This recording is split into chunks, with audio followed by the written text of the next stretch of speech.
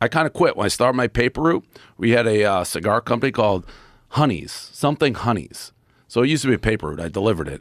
And it was like our first advertiser. I'd smoke when I drove the Astro van. I got so high, and I was just done with them. When was this?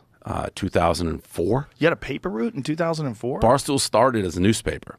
So I used to like hand it out, and we had those little news racks outside subway stations. For 48 hours, I'd just jump in my Astro van and fill the news racks, drop them in bars throughout Boston. Really? Yeah, that's how it started. That's how you started? Yeah, it's a newspaper.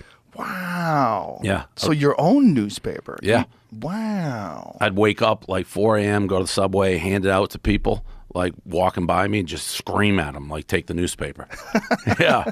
What was the motivation to do that? Like, So- how did you get the idea? I was always into gambling, and I had a normal sales job. I always knew I wanted to try my own thing. Flew out to Vegas, met with like the casinos. They're all like, you got to be a dealer. You got to start at the bottom. I was like, I don't want to do that. Talked to offshore casinos and said, how do I get involved? And they all said, the internet at the time I did this, if you went to a gambling site, fireworks, pop-ups, look like you're getting your credit card stolen.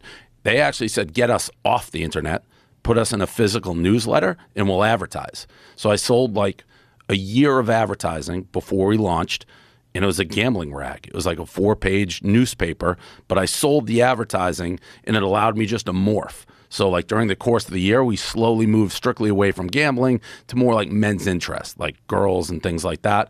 That's how it started. Wow. So when you were into gambling, like, why did you decide to do a newspaper? Because I knew I wanted to do something I enjoyed doing. I was doing cold calling sales. I couldn't do that my whole life.